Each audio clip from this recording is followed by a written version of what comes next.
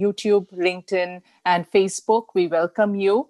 We are extremely fortunate to have a platform like Let Us Talk It, where we share whatever we feel would help others. And we expect that anyone who is joining in, please share the links which are in the description. Please share the links to help your friend, family, colleagues, anyone. So it's absolutely a free knowledge sharing platform where we are doing something for the community, and we would appreciate if you can also join in the group. Thank you so much. Once again, we welcome you. And for today's Let Us Talk It webinar topic, we have intelligent automation and future of work. Intelligent automation is a holistic solution for digital transformation based on combination of multiple key technologies: business process management, robotic process automation robots, artificial intelligence, and integration between different systems. In this webinar, you will learn how intelligent automation technologies transform the business process, workflow, and task automation. So have said a lot. Now let's introduce our speaker to give this wide range of activities and about automation. We are very honored to have our guest speaker today, Manjeet Singh. He is a seasonal product management leader, and in his current role, he is driving insights into enterprise apps through artificial intelligence and machine learning. And in his past experience and early age startups, he has taken many cloud database product solutions from ideation to a successful launch to both enterprise and consumer markets. And to top it all, Manjeet Singh has an MBA from Levy School of Business, Santa Clara University. And he is a frequent writer, speaker, and presenter at many conferences on the topic of automation, machine learning, innovation, and lean product management. And while we were just talking to him before the session started, we heard how he's passionate about fitness, and he also has founded a nonprofit health company, Agile Fitness, aimed at helping the corporate workforce struggling to maintain their health and fitness level. And he also promised us that he will be taking up a fitness session, dealing with our modern life very soon. So stay tuned for that. And with that introduction, thank you so much, Manjeet, for joining in. Over to you. Jalan, excellent. Thanks for the warm welcome. I'm very excited to be here. I learned about your platform, Let Us Talk It, recently, and I watched some of the content on Facebook page, and it's pretty impressive. I think it's a great way of building the platform and have the the right community on top of that, so that we all can share, learn, and I think it's more relevant in today's kind of the the COVID environment. We can and I think along the same line, I'll be touching base on the of course we'll talk about automation here quite a bit. What are the different technologies that falls into the automation? But then one section I'll touch base on is that how do we level up, right? How do we continue to scale or get new skills, upskills ourselves as an individual, so that we can work well with these changing environment because of all different type of automation. So what we will learn in this session from today is going over the automation, different types of automation. We may be, you may have heard different terms. So I think instead of, hanging on to one particular term like intelligent automation or hyper automation or, the something similar, I would say look at it as a the framework that when we think about what are the different ways to automate your work, like you and me, the work that we do, whether you work in technology industry or in some other related work, it doesn't matter. Then I'll go over the some of the use cases, what is the industry trend, and one of the thing I'll try to do my best is give you a real picture, because I do see a lot of technologists like me. We get carried away very often when we talk about, let's say, the AI and ML, and we paint this very rosy picture. But when you actually look at the real world scenarios, and I would say I'm in mid of that. I work for this cloud software company, and we are using majority of these technologies that I'll talk today. The theoretical concept and actually solving the problem and using them and making those technology used and adopted by the customer, it's very different. So I think I'll try to give you a more picture that, hey, this is more of a snake oil versus reality. And as I said, I'll share how we can find gaps in our own skill set depending on whatever your role is, and what are some learning and takeaways. So with that, let me run through some of the slides here. So I think Julian gave a good overview of my background, so I'll not spend too much time on this slide. So as you see, there's 2 books here. One book is on technology, and then one is on health and fitness. So that's, I would say, is it shows these are the 2 things that I really love. And to me, my next goal is to work at the intersection of these two passions that I have, which means that I know how to build products, and I have innate passion on the health and fitness. So now, can we build technology product that are related to health and fitness? That's something that I'm working on and very excited about. I'm a dad. I have 2 young boys, 3 and 6, so they keep me busy. And I would say that's one of the reason I stay at top of my fitness game, because I want to play with them. I want to make sure I have the same level of energy as they do. And I would say that's one of my why behind that keep me pushing and wake up early in the morning, get my workout done before rest of the priorities kicks in during the day. On the right side, you see my current employer. Before that, I worked with HP, and actually I worked with a couple of startups. So you see there is an interesting trend here between. So I would say ServiceNow is a mid-sized company. HP was a big behemoth, like 300,000 employee organizations, and then I was the 3rd employee in a startup. So I have been through this. If some of you are working in technology industry, you may be able to connect here well. Is when you've been through all these different environments, you get tremendous learning, and then the perspective. I would say when I look back in my 18 years of career, so it's a lot of things that you can reflect on and you can share with others. So I'll share some of those today. Okay. So let's set the stage here. Let me first start with very basic, right? When we say, if you're hearing this term automation, so at a very high level, what automation is, this is more of, I think, the formal definition, but if you see any work task that you're doing physically, or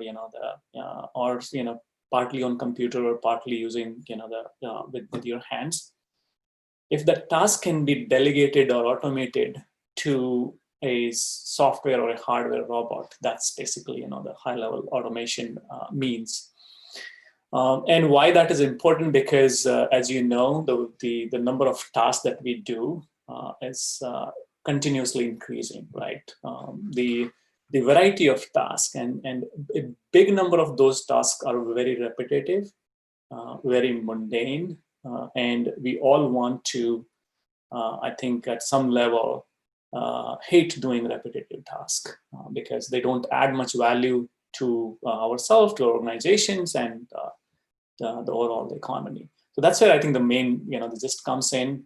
And when you think about automation, it's not just, turn on and off switch. You have to That's why there is a life cycle here. You have to analyze what are the areas where you can apply automation, because sometimes it doesn't help or it doesn't make sense for your business goal. And then how you take the right automation technology, or you build it in house, design code, and then able to maintain over a period of time. Um, so that was automation. Now, if we see what are the different angles where automation can be applied. So on this slide, you see multiple icons there. So you can apply automation on a process. So anything like if you work in an organization, like a finance department or HR department, doesn't matter, that you follow a sort of process, right? So now it's like there are many steps which are repetitive in that process that you should think about automation. Anytime when you have the productivity, like if you take the manufacturing industry, I think that was the first one that adopted automation at a very scale. So most of the manufacturing today, whether you look at the cars or the motorbikes and everything, is very less people at the factory floor.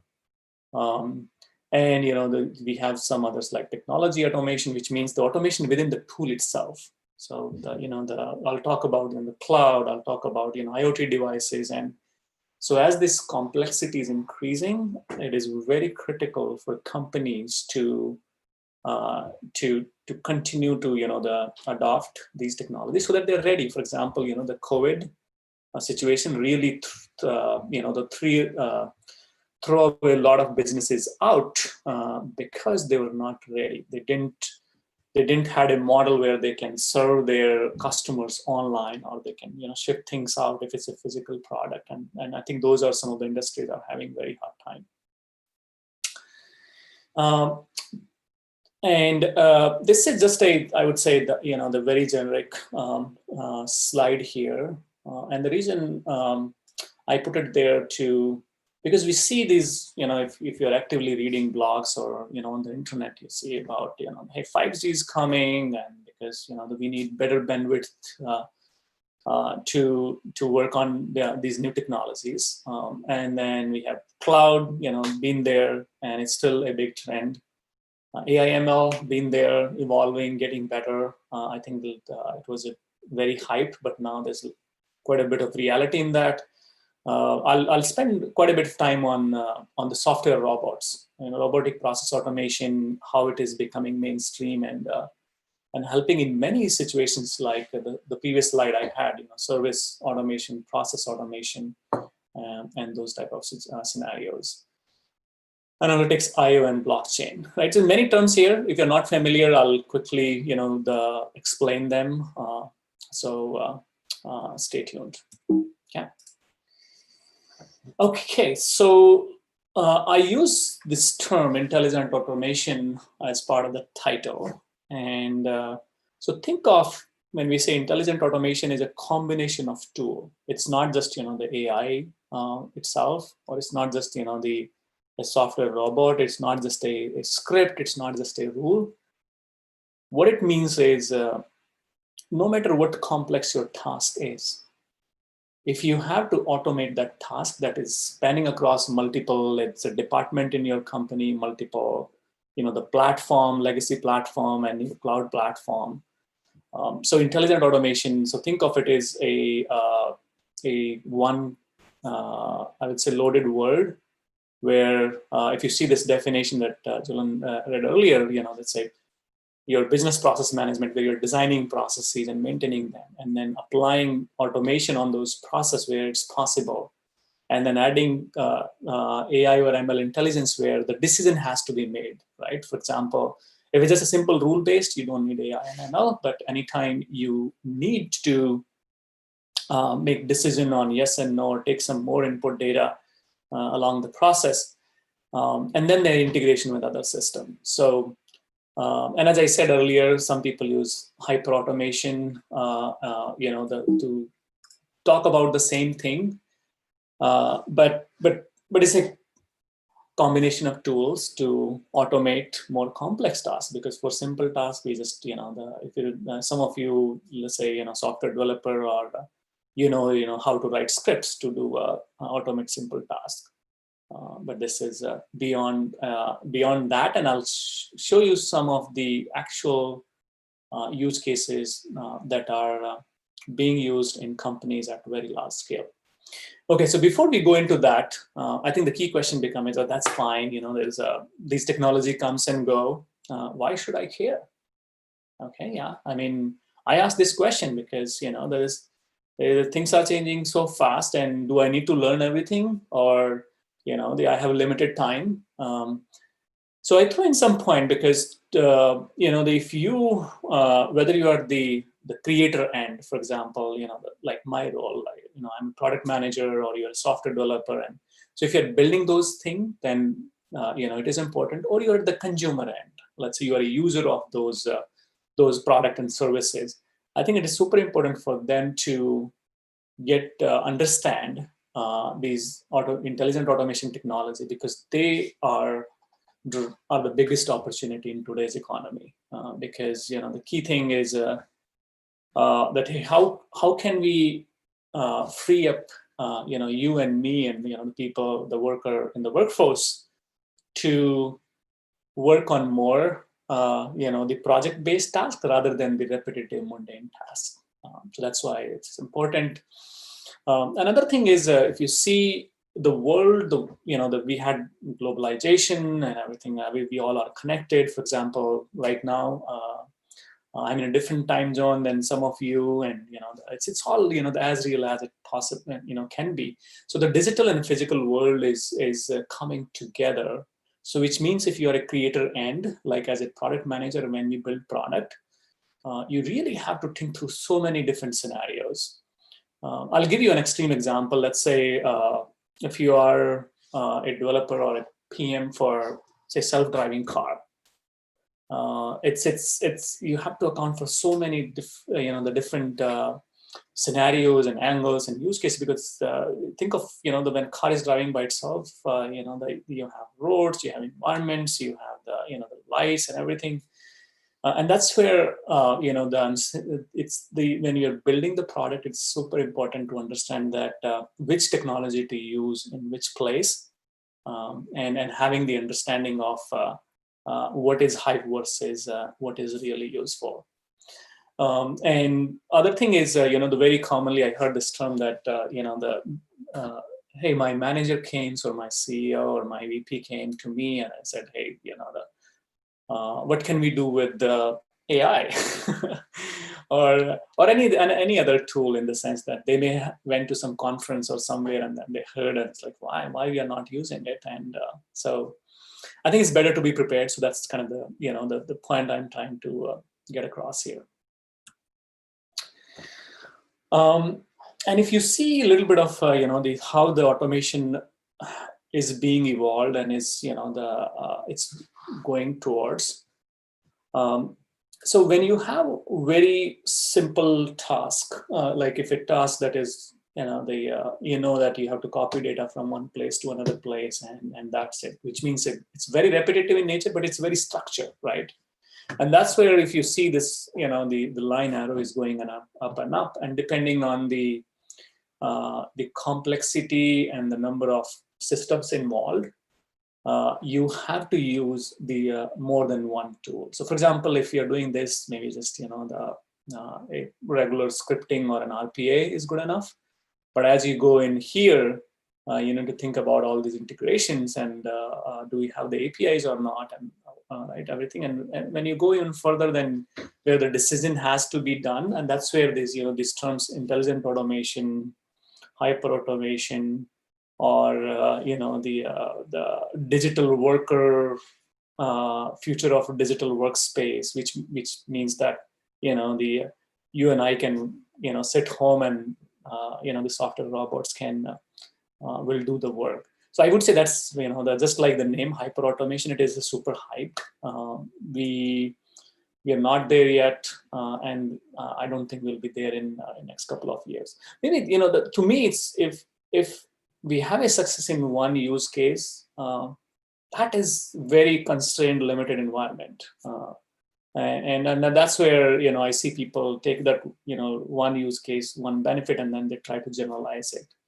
And I would strongly recommend for you to, ask this question is like, what benefit it is giving us. And I'll be touching base on some of those points because they have so many tools, which one to pick, which one to decide. So I'll give you a framework that you may find it helpful. Okay, another slide on a lot of technologies and our solutions here. We talked about RPA, robotic process automation, AI and ML. Now we have OCRs, so which means that they can read data from files like PDF and object character recognition. If you are hearing it first time, there's a lot of analytics, intelligent analytics, where and analytics is important because in all of these, the ecosystem and paradigm, it is when the key thing is if you are on the creator side or decision making side, you want to make data or fact-based decision, and that's where everywhere you see the analytics.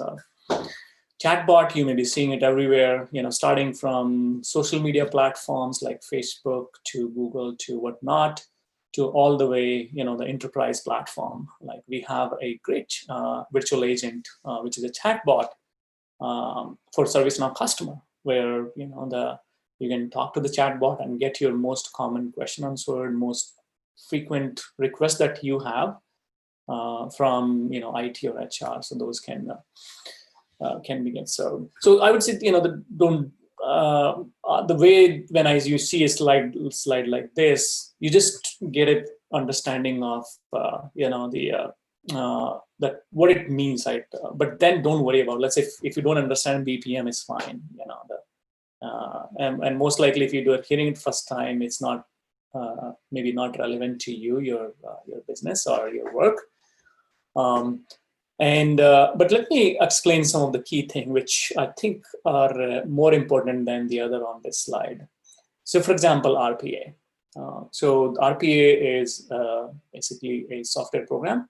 We call it software robot. The reason we call it robot compared to other, the software is they are an individual entity, right? So think of they are an agent, and if you tell that agent to, hey, go ahead and do X, this is the address, this is your destination where you will go, and then these are the command 1, 2, 3 you will execute.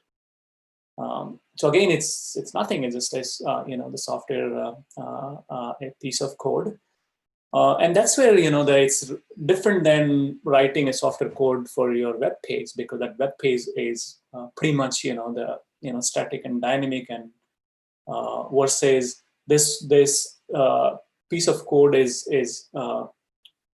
as long as you can give the input in a specified format, it will go ahead and execute those tasks.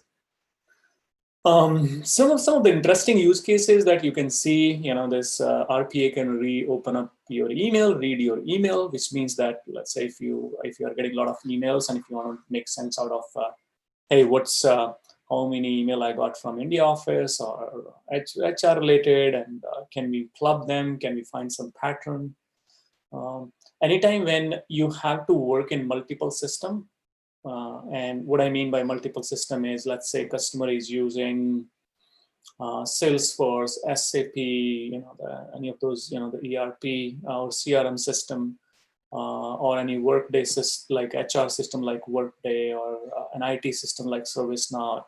And big companies, that's very, very normal. They use multiple platform. Now, how do you, when you have to work across multiple platforms, how you really simplify it for your employees and your users? So that's where some of these use cases, moving files, and particularly legacy system, where we don't have a good way to connect with those legacy systems. There are no APIs, the application programming interface available, or it's even if APIs are there, they're very hard to integrate, which means that anytime you have to make a change, it takes lots and lots of efforts, and that's where the RPA comes into play, because the solution is agnostic to the platform, as long as it has the IP address and connectivity and all. It can go and execute those tasks. Another one I'll say is the AI. I'm sure there are a bunch of session on Let Us Talk It platform, and if you see, this is just a placeholder slide. I will not spend time on this one. So there are different things you can do with AI, like you can do vision recognition, you can do speech recognition, you can do language processing. So I don't know if you're in the news, there's a big is a GPT-4, which means that you give it a sort of text and now it can generate new text for you. So very fascinating, which means that it can write new books for me just based on that. I have 2 books. I can give those to this new algorithm released by OpenAI, and theoretically it can write a 3rd book for me without me doing anything. So there's a lot of example, like a lot of tweets that you see today on Twitter. A lot of them are now auto-generated, and it's very hard to differentiate, honestly. Okay, so if you're, this is a fun slide for me. It's like, hey, how do you explain AI? And this is the question my son asked when he was 5-year-old. It's like, Papa, my teacher told me about self-driving car and AI, and so it's and this is how I explained to him that it's a very simple term. It's like they just like we train a dog, showing them a lot of like in this case training a dog showing a trick that, hey, if you jump, I'll give you, do it 5 times and you'll get it 6 times. So similarly, computers have the program that understand the pattern and can repeat those tasks and predict those in the future.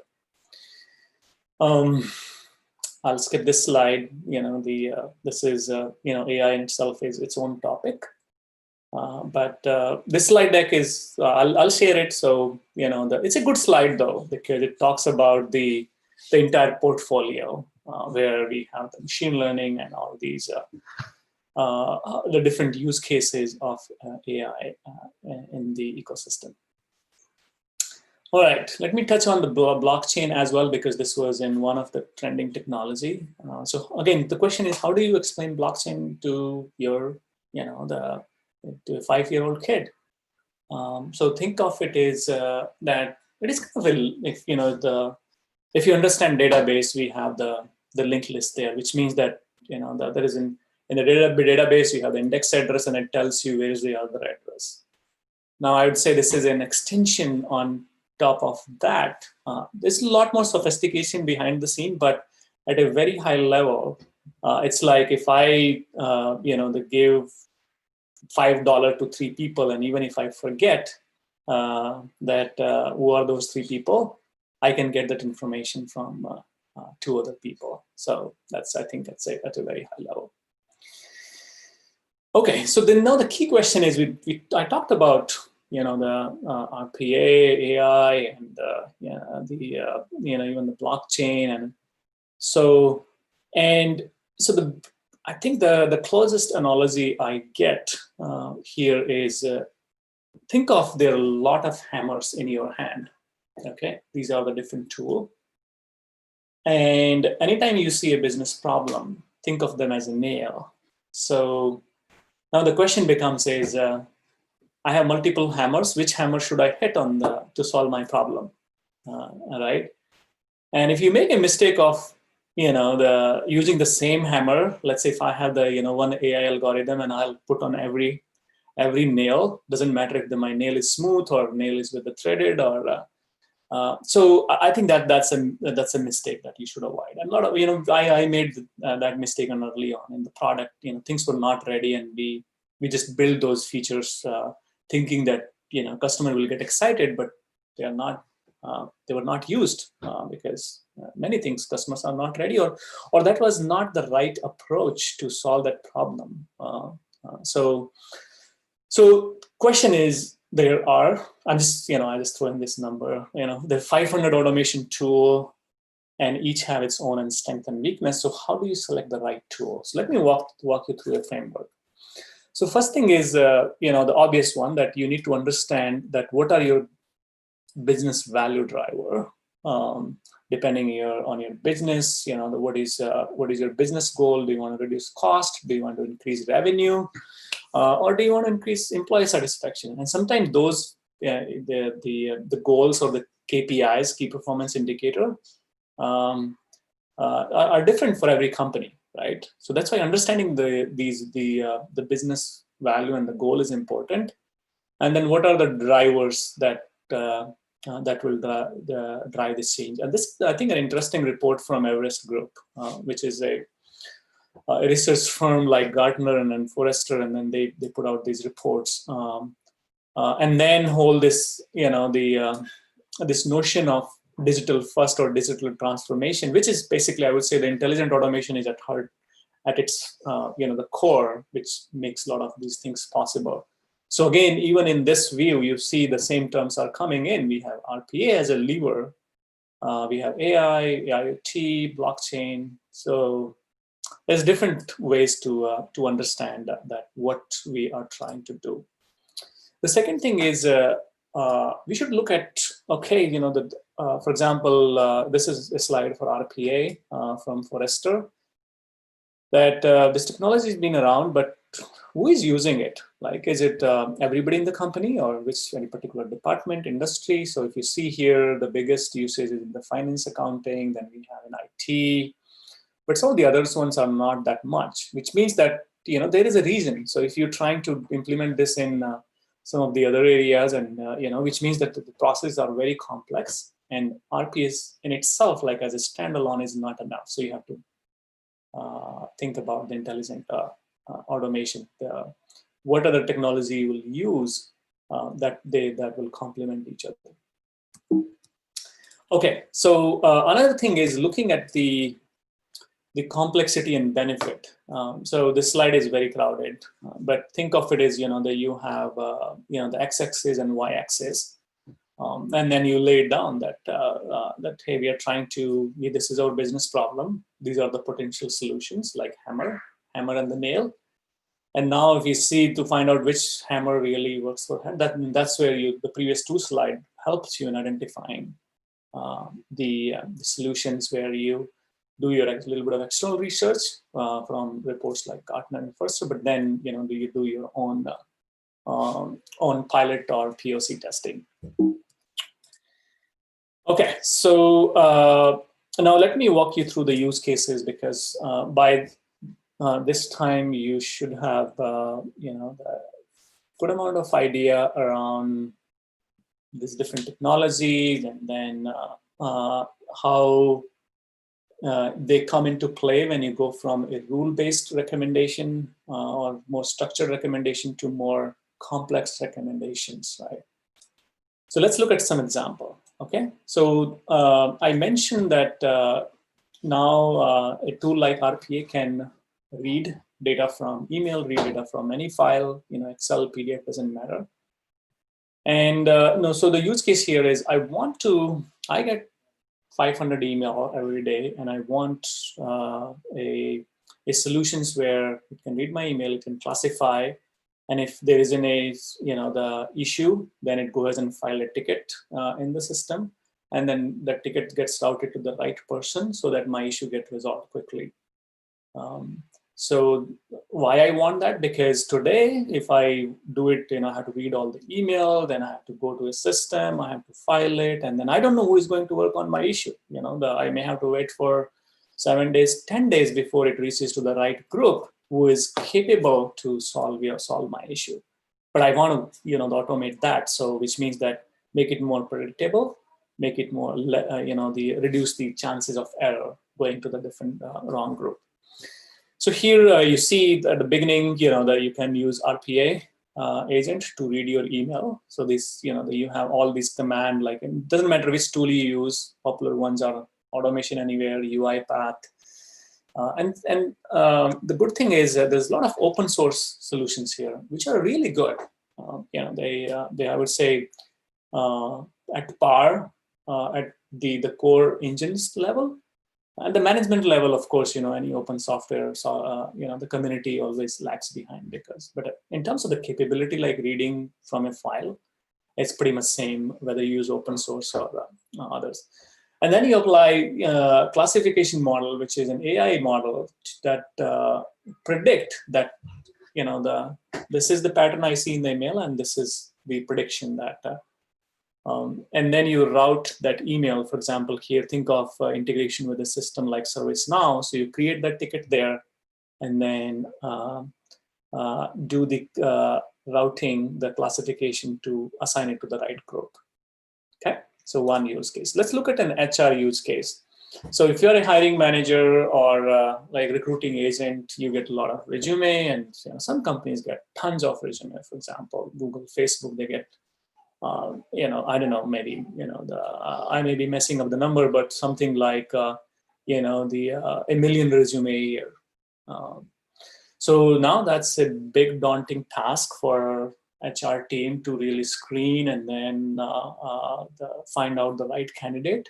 So great, I would say, use case to apply intelligent automation here. So again, just like you were reading email, you look at all the resumes and find out that, hey, for this role, we are looking for this skill. And this all can be done automated. And then you can look at throw in the additional AI and ML as well, like what is the the correlation with the actual skills that are needed, and then basically you have your prioritized list of candidates that you want to call for interview. Quickly, another one. This is more from the financing side.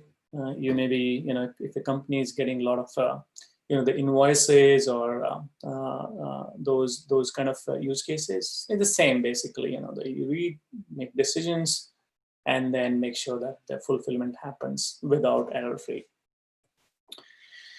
Okay, so those were the three ideas, and this slide I will again put it in here because this gives you lots of ideas where you can apply intelligent automation across these, the vendor onboarding or user onboarding when somebody joins the company and you have to go through a bunch of tasks. And so I think it's a great read and then reflect on that. Hey, does this use case apply to my scenario? Do we have this problem? Are we spending a lot of hours or manual work on that? And can it be fully automated? If not, can it be partially automated? Does it help? And then the question is, if I automate whatever I'm doing, what is the risk to my job? And will I be replaced by these bots, right? So that's I think the big question. So with that, then let me see how we are doing on time. So I'll maybe go for another 5 minutes. So, but this is important, right? What is the the learning and takeaway? So we have these technologies, we saw the use cases, we saw some of the trend, how this is picking up. So the question that I just asked was that no matter what my role is, whether I'm a data analyst, I'm a developer, I'm a QE, or or even if you're not, doesn't work in technology, or HR professional or customer support engineer, there is this notion that can my work be fully automated? Like, will I be relevant?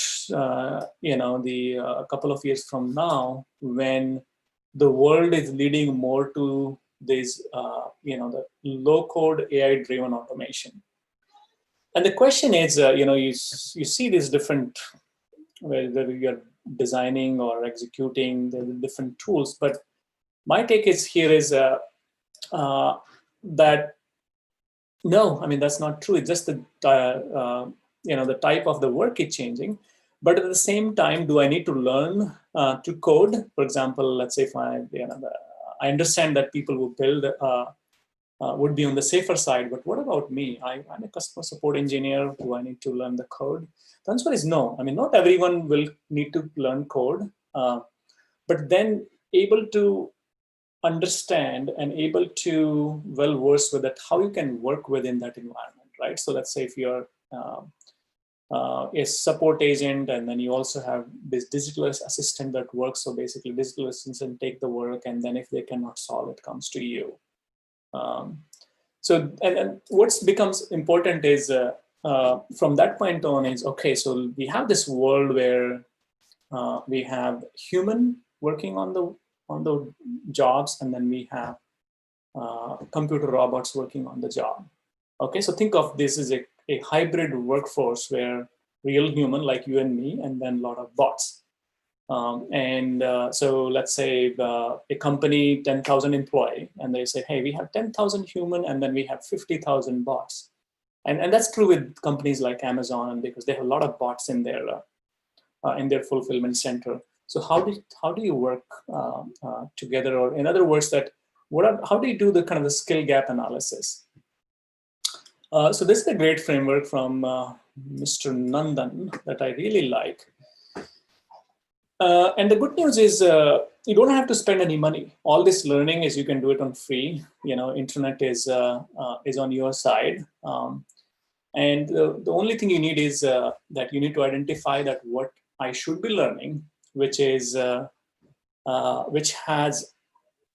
relevance for at least next few years, right? Because I don't want to learn a skill which is has high likelihood of getting automated next year or 2 years from now, because that's not a good plan. So which means you do the research, like what are the skill gaps, and then looking at those trends. And then start playing. There's a lot of online places where you can do, or maybe start with the YouTube videos and those. And yeah, you have to get your hands dirty depending on your job, right? And as I said, the previous slide was, you don't really have to need to learn to code, but what you need to learn is, okay, this is my job. This is how I'll be interacting with working with these new software bots. So now I need to understand how to pass command, how to understand how to take the handoff, and basically, the feedback. So this is kind of a loop here. This is another great framework that I personally use. And so the question was, how do you find your skill gap analysis? And this is for more product managers. I would say if you're not a PM, but doesn't matter. I think the framework still is applicable. So what I have here is looking at what are my skill and what are my strength. Okay, so for example, this is a diagram that I came up with. I filled in the details. It's like, hey, this is my skills in the engineering. This is my skill in the design. This is my skill in the data analytics. And then I see the gaps here as well, right? So once you lay in what are the job duties you have to perform, and then you fill in that data, a visual representation like this is very powerful, because then that these are the gaps. These are my strengths that I have to double down on, and these are the gaps that will hinder or will make if I don't fill those, make me the replaceable. But I want to be irreplaceable, right? So that's where going through this exercise is very important. And how you do that is you look at the ecosystem and become a student of framework. So again, some of these frameworks are more product specific. Like if you're a product manager, like how do you define your goal? How do you make the right decision on what to build? How do you price your product? How do you prioritize? And we have a lot of framework for every job functions. Whatever you do, doesn't matter. But understanding these framework and using those framework, and you don't need many, just pick 2 or 3 that resonates with you. And then, because that is very crucial for your learning path or learning plan. And so now if you have these 3 things, like, I know what is needed, this is my job, and this is where, I want to go work in next 2-3 years. I know these are the gaps, this is where things are going.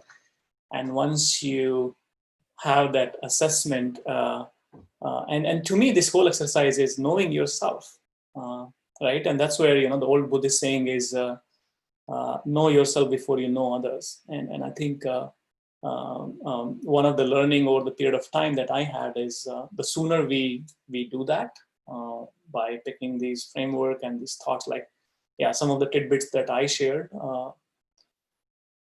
So that's, I think, the way to go.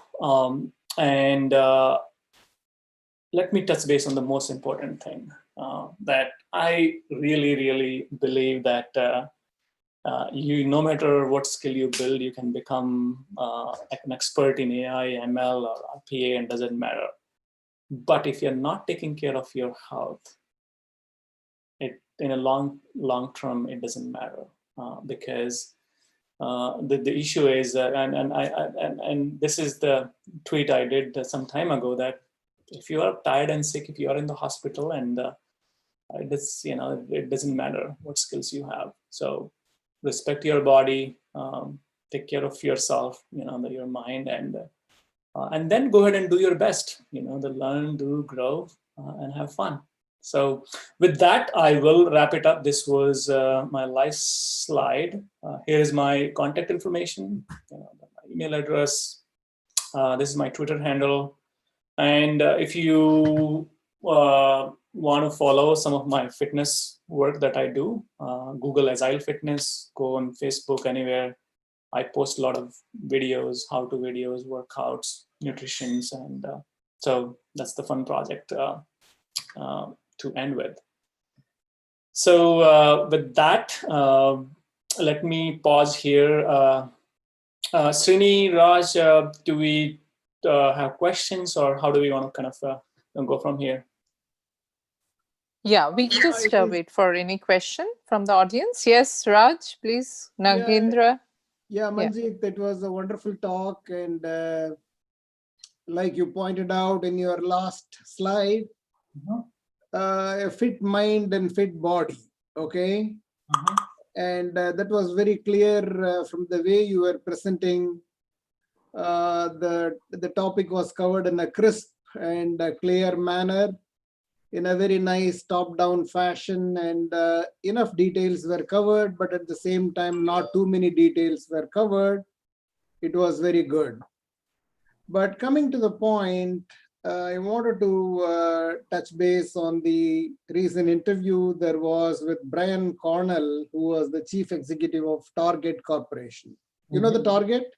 Yeah, I shop there. So yeah, which is doing extremely well in the stock market because the consumers are returning to the stores and the demand is picking up. Okay.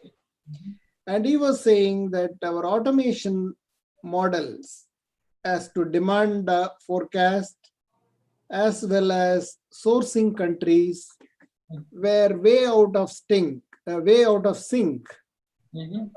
what is going to happen, because we were all self-pitying ourselves during the COVID-19, that we lost our focus on the ball of the game as to where, when the demand returns, how are we geared to face the increased demand? Okay, meaning where are we going to get those items, the products and services that the consumer are going to need? Right. And they were self-pitying all these 3-4 months. In the process, we are completely bereft of continuous supply. Our supply chain is under stress, and with the ongoing tensions with China, where are we going to get the items to be able to sell in our stores at a competitive price? He was asking. It sounded to me as a very major area for automation, the exact process automation that you were discussing at the micro level, at the store level, at the company level, at the country level, at the international level. Like we need to be prepared.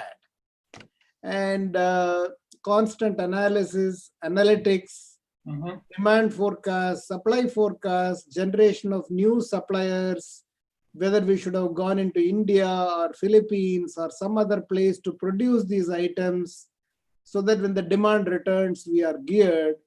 So in all the areas that you discussed, there is tremendous scope for us to improve and put the systems and procedures in place. So should there be a crisis again in the times to come, we are better equipped. Yeah, I think that's a good Target is a great example, and thanks for sharing that. So my take is with the intelligent automation, or doesn't matter what what you call the technology, but as a business, how you can be more resilient. and what I mean by resilience is a situation like COVID or some other variation of that, and that how do you, depending on your business, like in Target, it's very critical for them to, as you said, to get the inventory on time, right? Because if I go to store and if I don't find anything, I'll not go there again, and that's a big thing, right? So, and to me, that's where Amazon is having a upper hand compared to all these other players, because I think Amazon, because of their business model, online business model from the day one, gave them the advantage compared to these other businesses in the same space. They have to evolve and adopt, and then it takes time. So yeah, I think it's important to look at these situations and then build your organization more resilient, so that you don't go out of business.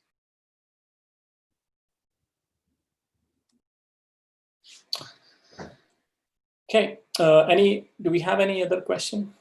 Hey Manjit, this is Nagendra. Mhm. Yeah, thanks for this nice presentation. I see like there is a lot of information in this automation. But in the first slide, I noticed like you have written a book on artificial intelligence and blockchain for product managers, right? Mm-hmm. So I have a question from the blockchain perspective. Yeah. Okay. So I like what has been covered in this book from the blockchain perspective, like what sectors, like healthcare sector or supply chain or cryptocurrency, what kind of sectors have been covered in this book? Yeah. So this book is, as the title says, like for product manager, right? So I would say I did cover the technology aspect of it, right? What is possible. But then, yeah, I think the crux of the book is that if you have to leverage blockchain in your product or solutions, or build, let's say, the net new product using blockchain, what sort of the use cases that are in place, and that ties back to the some of the industry vertical you mentioned. So they are covered, like the if let's say if I'm building a product for the healthcare space or for the finance space, where blockchain can help. So there is a exhaustive list of use cases. And then the way I spend a lot of time was writing this is not just the taking the use case, because use cases, the title is easy to find, but then actually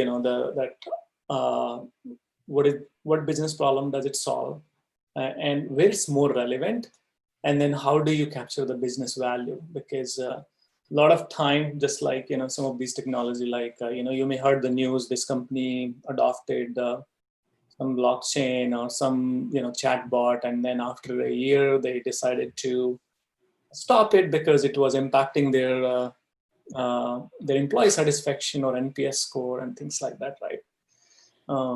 So if you go to Amazon link and if you skim through the table of content, you'll get the idea what's going there. Okay. I would say it's a very quick read, the 100 pages, but it's a very good overview of if you're on the kind of the building the product side, the requirement side, the use case side. Thank you. Awesome. And Manjit, we have a problem in identifying talent for all this RPA, process automation. Even when it comes to artificial intelligence and machine language, we are not able to find enough talented people, and we want to have a head start in these technologies so that we have the competitive advantage, but then we don't find enough people.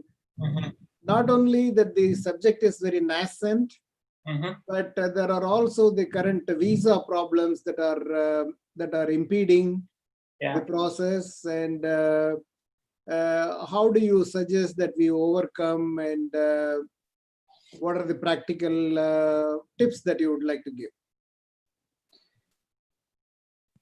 Yeah, I think that's I mean, honestly, I think that's the problem for everybody. So one is uh, really, so specifically, I think the RPA space, or even in more generic like our ServiceNow space, right? We have our own platform, and we are having hard time in finding developers. Like our customers are having hard time.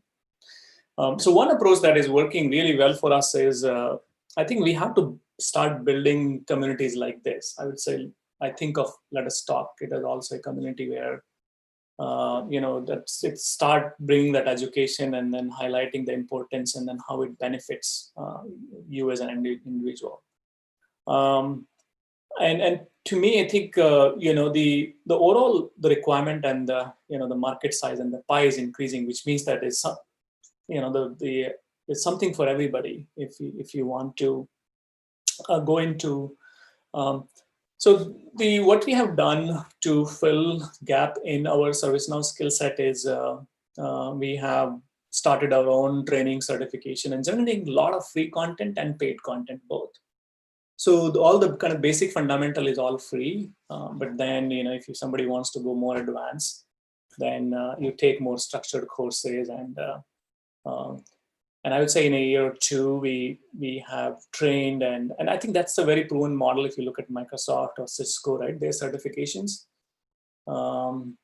I think some of these players like UiPath and Automation Anywhere, they have started this, but I think they were a little late. They should have done it earlier to build that skill set. And I agree. And the visa thing is again makes this more difficult. Yeah, I would say the best is I don't know what's your business model is. If you have more long-term project, I would say take bets on training and the hiring people who are good at these understanding data analytics and not really the expert.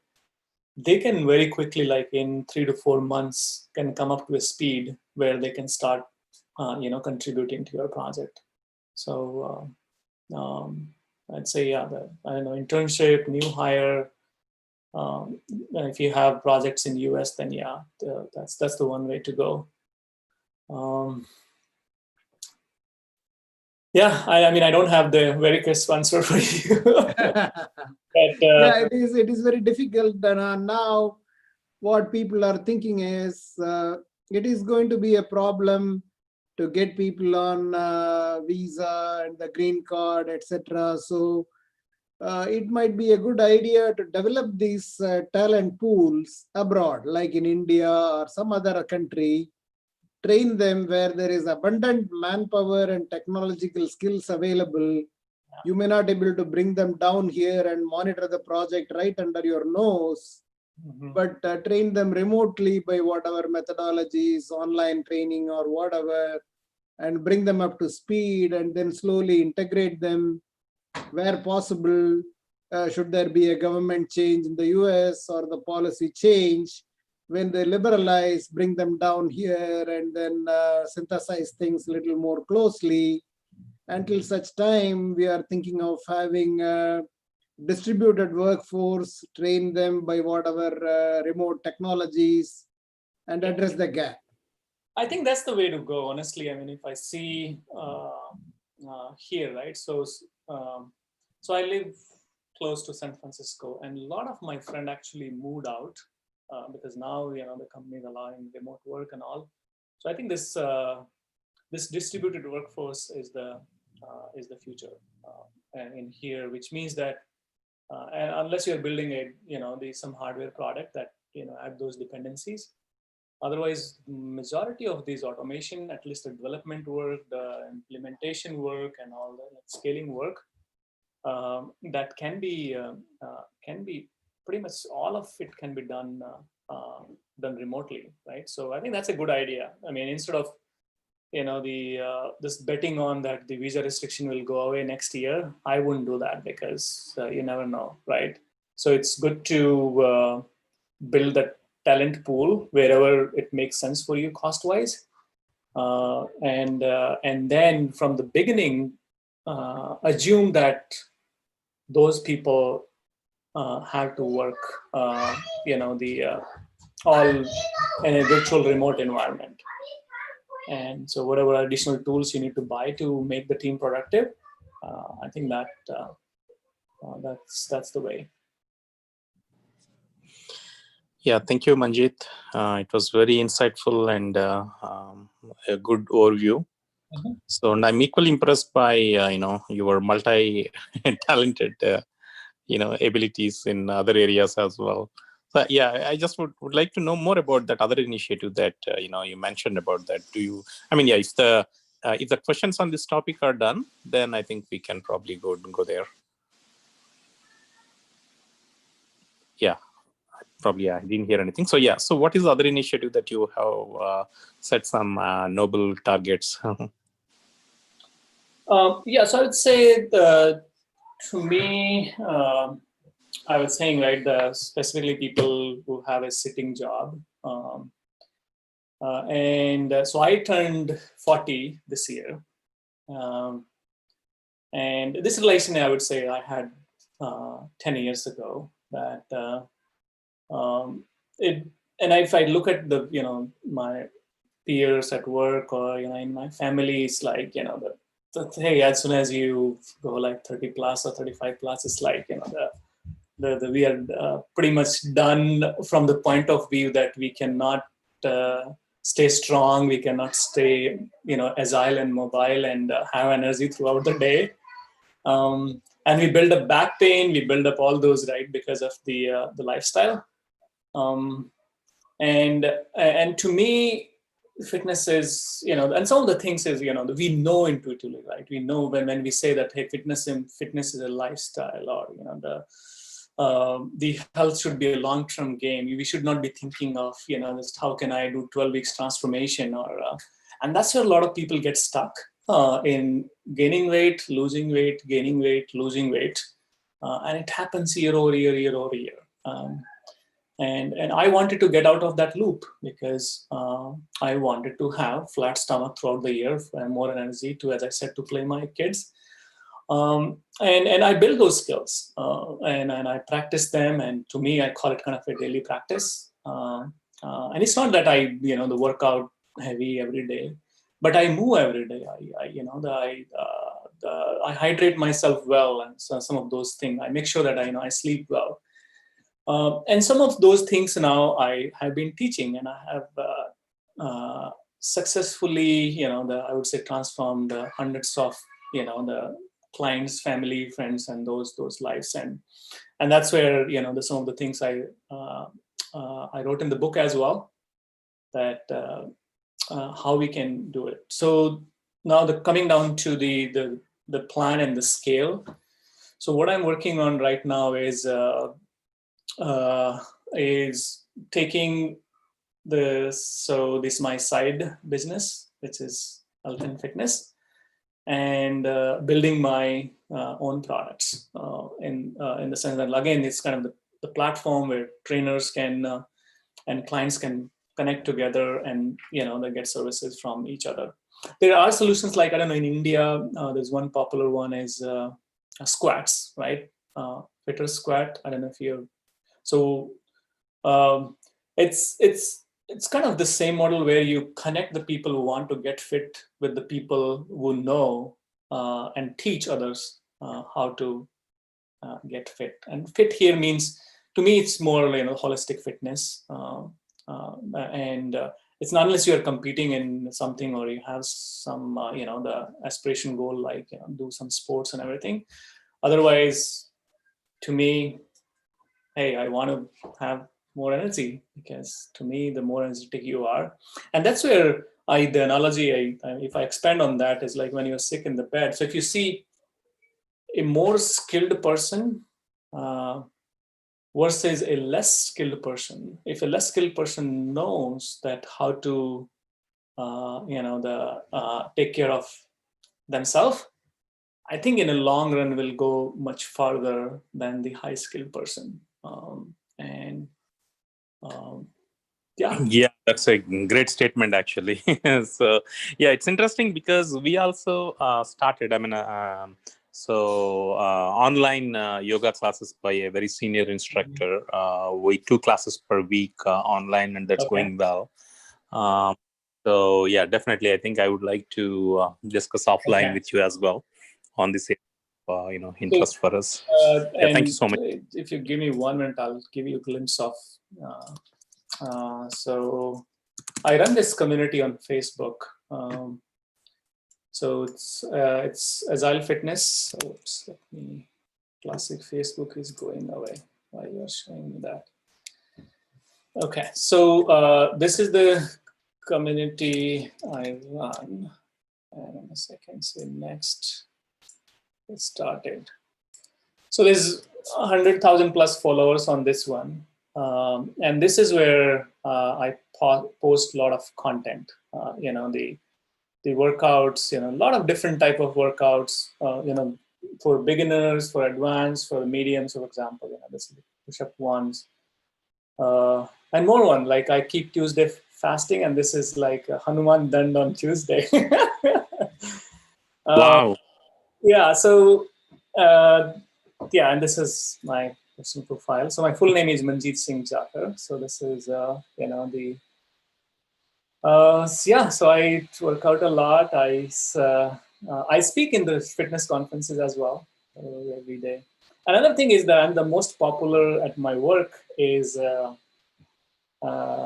in any big meetings that we do, I make people move.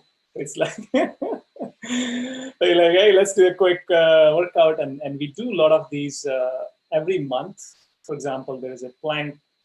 So this week we are doing the plank exercise, right? So before every stand up, we make sure that, hey, let's go on the floor wherever you are in the room, and then now and last month we did burpees, and everybody loves it because think of you, you're doing early morning stand up, and then if you can get the blood flowing before the meeting, people are more attentive, and so that's it works really well.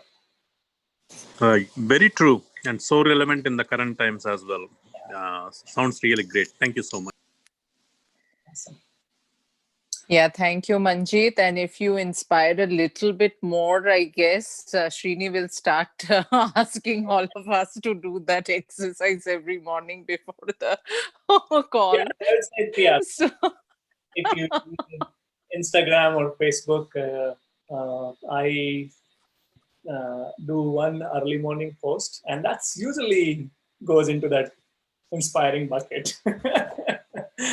So, absolutely. I mean, truly, I mean, it's an inspiration that, yeah, all the time we have lots of excuses not to do, but this is a solid excuse to do.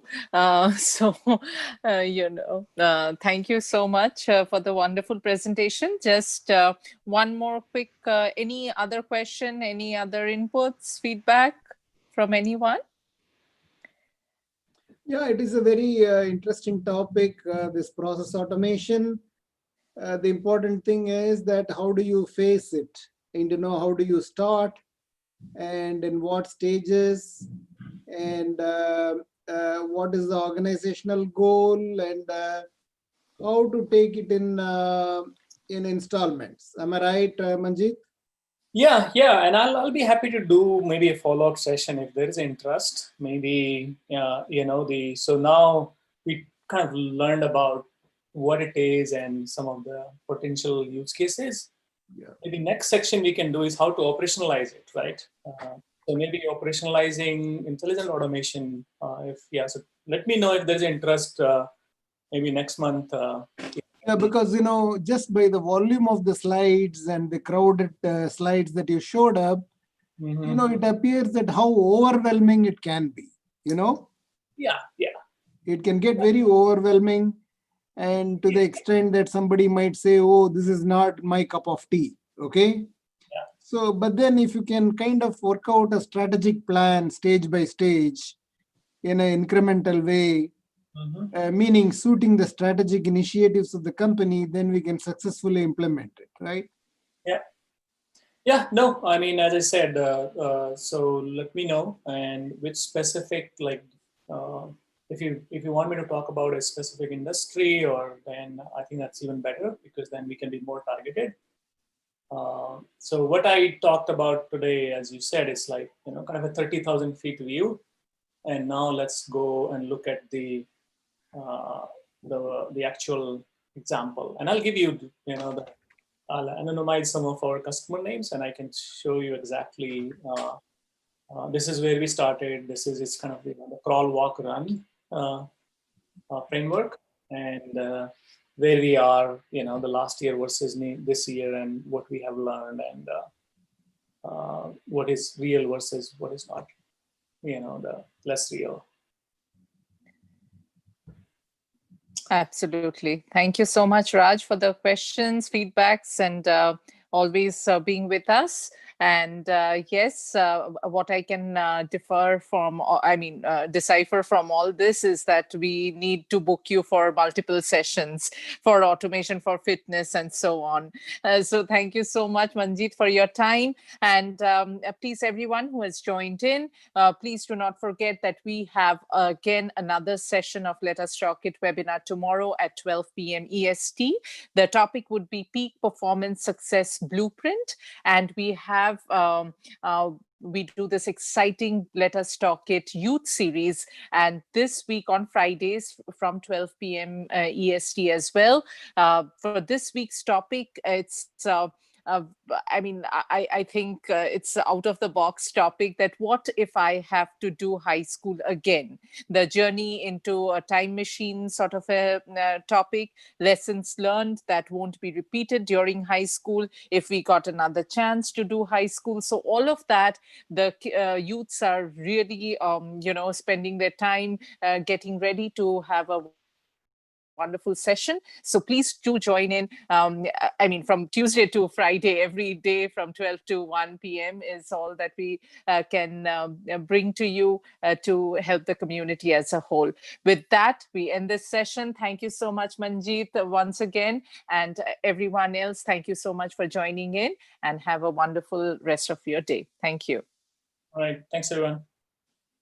Bye-bye. Thank you. Bye. Thank you.